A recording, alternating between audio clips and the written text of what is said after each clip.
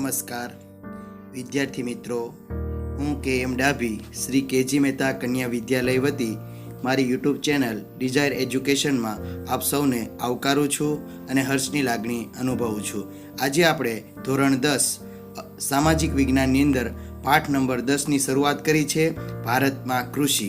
અને આગળના વિડીયોની અંદર આપણે જોયું કે મહત્વનો પ્રશ્ન કૃષિના પ્રકારોની ચર્ચા પૂરી કરી. ત્યારબાદ હવે આપણે આગળ વધીએ છીએ. આજનો ટોપિક છે કૃષિ પદ્ધતિઓ, કે ભારતની અંદર જે પદ્ધતિઓ પ્રચલિત છે એની જુદી જુદી પદ્ધતિઓમાંથી આપણે 3 પદ્ધતિ શીખવાના છીએ.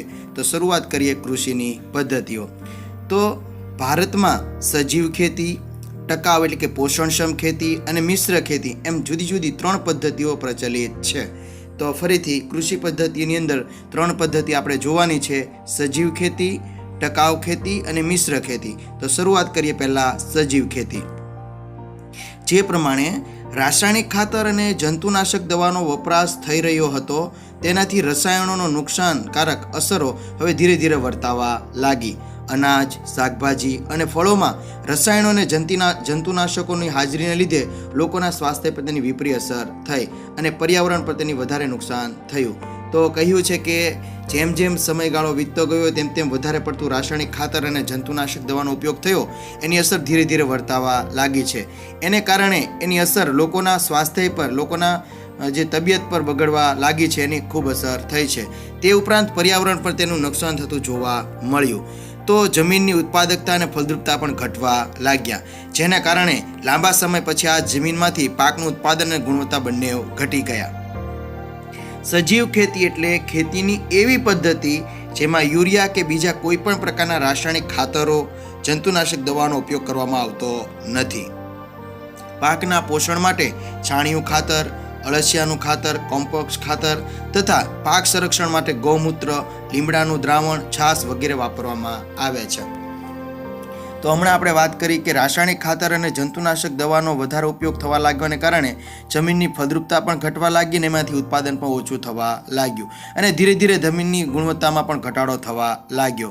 તો નવી પદ્ધતિ અમલમાં મૂકવામાં આવી છે, જેનું નામ છે સજીવ ખેતી. સજીવ ખેતી એટલે એવી ખેતી કે જેની અંદર રાસાયણિક ખાતરોનો ઉપયોગ કરવામાં આવતો નથી, તેમજ જંતુનાશક દવાનો ઉપયોગ કરવામાં આવતો નથી. તો આપણે પ્રશ્ન થાય કે ખાતરનો ઉપયોગ નથી તો કયો ખાતર? તે કે રાસાયણિક ખાતરની જગ્યાએ છાણિયું ખાતર, અળસિયાનું ખાતર, કોમ્પોસ્ટ ખાતર વગેરે ખાતર ઉપયોગ કરવામાં આવે છે. તો જંતુનાશક દવાને બદલે તે કે ગૌમૂત્ર એટલે કે ગાયનું મૂત્ર, તેમજ લીમડાનું દ્રાવણ અને છાશ વગેરેનો ઉપયોગ કરવામાં આવે છે. ટૂંકમાં જે કૃત્રિમ હતી બાબતો એની પર ધીરે ધીરે કુદરતી બાબતો પર ભાર મૂકવામાં આવ્યો છે. તો તમને વિકલ્પની અંદર પૂછી શકાય કઈ ખેતીની પદ્ધતિમાં રાસાયણિક ખાતર અને જંતુનાશક દવાનો ઉપયોગ થતો નથી? તો જવાબ આવશે સજીવ ખેતી. આગળ સજીવ ખેતી અને જૈવિક ખેતીની તરીકે પણ ઓળખવામાં આવે છે. અને જૈવિક ખેતીની પેદાશો એ પોષણયુક્ત, એટલે કે સજીવ ખેતીથી જે ખેતી થાય છે એના દ્વારા જે ઉત્પાદન મળે છે એનાથી ઘણું પોષણક્ષમ આહાર મળતો હોય છે. એમાં કુદરતી સ્વાદ, મીઠાશ અને સોડમ હોય છે. સોડમ એટલે સુગંધ હોય છે. તેમાં વધુ ખનિજ, વિટામિન અને જીવનશક્તિ માટેના તત્વો પણ હોય છે. જૈવિક ખેત પેદાશોથી અત્યારે ખૂબ જ માંગ છે, જેથી ખેડૂતોને વધુ વળતર પણ સારું મળે છે. તો તમને એ પણ પ્રશ્ન પૂછી શકાય કે જૈવિક ખેતીની મદદથી પણ જે પણ બાબત થઈ રહી છે, એટલે કે જૈવિક ખેતીની કેટલાક લગતા પ્રશ્નો તમને પૂછી શકાય.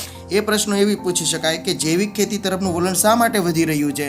તે કે જૈવિક ખેતીથી વલણ એટલા માટે વધી રહ્યું છે કે એનાથી જે પેદાશો મળે છે પોષણયુક્ત હોય છે, એમાં કુદરતી સ્વાદ, મીઠાશ અને સોડમ હોય છે, એમાં વધુ ખનિજો, વિટામિનો અને જીવનશક્તિ આપતા તત્વો વધારે હોય છે. તેને કારણે એની માંગ વધી છે અને ખેડૂતોને એનાથી વધુ સારું વળતર મળે છે. એટલા માટે જૈવિક ખેતી તરફનું વલણ ઊભું થયેલું જોવા મળે છે. તો અહીં વાત પૂરી કરી સજીવ ખેતીની. બીજી વાત છે ટકાઉ ખેતી, કે જેની અંદર આપણે ખેતીની બીજી પદ્ધતિ વિશેની વાત કરવાના છીએ.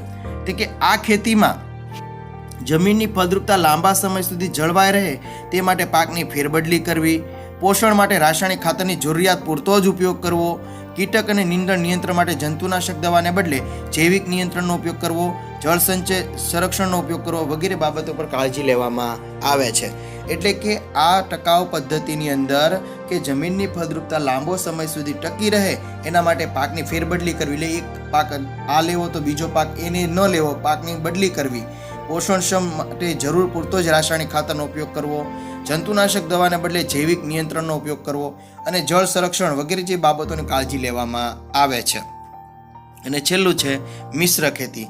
તે કે આ ખેતીમાં ખેતીની સાથે પશુપાલન, મરઘા બતકા ઉછેર, મધમાખી ઉછેર, મત્સ્ય ઉછેર વગેરે જેવી પ્રવૃત્તિને પણ હાથ ધરવામાં આવે છે.